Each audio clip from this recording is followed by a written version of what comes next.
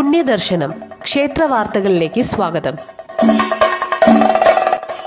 ജനുവരി 15-ാം തീയതി തിങ്കളാഴ്ചയാണ് ശബരിമല ക്ഷേത്രത്തിലെ മകരവിളക്ക്. ശ്രീരാമഭഗവാന് കാണിക്കയായി 108 അടി നീളവും 3610 കിലോഗ്രാം ഭാരമുള്ള ചന്ദനത്തിരി.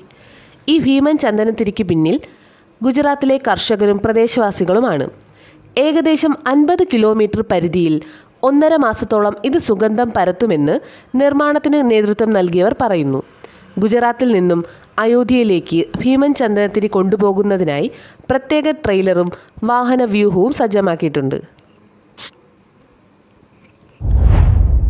ജനുവരി 15-ാം തീയതിയാണ് തൈപ്പൊങ്കൽ. ദക്ഷിണേന്ത്യൻ സംസ്ഥാനങ്ങളായ തമിഴ്നാട്, ആന്ധ്രാപ്രദേശ്, കർണാടക, കേരളം എന്നിവിടങ്ങളിൽ വിളവെടുപ്പ് ഉത്സവമായി പൊങ്കൽ ആഘോഷിക്കപ്പെടുന്നു. ഈ ആഘോഷവേള വിളവെടുപ്പ് കാലത്തിൻ്റെ ആരംഭത്തെ കുറിക്കുകയും ചെയ്യുന്നു. പ്രത്യേകിച്ച് നെൽകൃഷിയാണ് ഇതിൽ പ്രധാനം. സൂര്യനെ ആരാധിക്കുന്നതിനൊപ്പം കന്നുകാലികളെയും ഇന്ദ്രനെയും കാർഷിക വസ്തുക്കളെയും ഈ ആഘോഷത്തിൽ പരിഗണിക്കുന്നു. പൊങ്കൽ 4 ദിവസങ്ങളിലായാണ് ആഘോഷിക്കുന്നത്. ഓരോ ദിവസത്തിനും പ്രത്യേക ആചാരങ്ങളും പ്രാധാന്യവുമുണ്ട്. സീതാദേവിയുടെ ജന്മസ്ഥലമെന്ന് വിശ്വസിക്കുന്ന നേപ്പാളിലെ ജാനക്പൂരിൽ നിന്നും അയോധ്യയിലേക്ക് എത്തുന്നത് ആയിരക്കണക്കിന് സമ്മാനങ്ങൾ. വെള്ളിയിൽ തീർത്ത പാദുകങ്ങൾ, ആഭരണങ്ങൾ, വസ്ത്രങ്ങൾ തുടങ്ങിയ 3000-ലധികം സമ്മാനങ്ങളാണ് ജാനക്പൂരിൽ ജാനകി ക്ഷേത്ര അധികൃതർ രാമക്ഷേത്ര ട്രസ്റ്റിന് കൈമാറുന്നത്. വൈവിധ്യമാർന്ന വസ്തുക്കളാണ് കാണിക്കയ്ക്കായി ഭക്തർ സമർപ്പിച്ചത്. വിദേശത്ത് നിന്ന് വരെ കാണിക്ക എത്തുന്നുണ്ട്.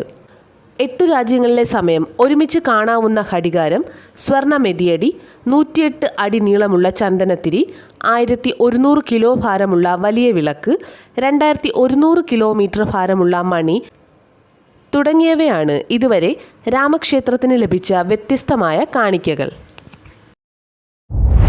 1,50,000 രൂപ വിലമതിക്കുന്ന പട്ടുസാരിയാണ് അയോധ്യ ശ്രീരാമക്ഷേത്രത്തിലേക്ക് പേര് വെളിപ്പെടുത്താൻ ആഗ്രഹിക്കാത്ത നെയ്ത്തുകാരൻ നൽകിയിരിക്കുന്നത്. സാരിയുടെ ബോർഡറുകളിൽ രാമായണ കഥയിലെ പ്രധാനപ്പെട്ട ഭാഗങ്ങൾ ചിത്രീകരിച്ചിരിക്കുന്നു എന്നതാണ് ഈ സാരിയുടെ പ്രത്യേകത. രാമായണത്തിലെ 366 ശ്ലോകങ്ങളും സാരിയിൽ ദൃശ്യമാകും. ഈ മനോഹരമായ സൃഷ്ടിക്കായി 4 മാസത്തെ സൂക്ഷ്മമായ കരകൗശല വിദ്യ വേണ്ടിവന്നു. സാരിയുടെ മധ്യഭാഗത്ത് ജയ് ശ്രീറാം എന്ന മന്ത്രം 322 തവണ തുന്നിച്ചേർത്തിരിക്കുന്നു. 13 വ്യത്യസ്ത ഭാഷകളിലായാണ് ജയ് ശ്രീറാം എന്ന് ആലേഖനം ചെയ്തിരിക്കുന്നത്. എല്ലാ ഞായറാഴ്ചയും രാവിലെ 8 മണിക്ക് പുണ്യദർശനം മീഡിയയിൽ ക്ഷേത്രവാർത്തകൾ ഉണ്ടായിരിക്കുന്നതാണ്. നന്ദി.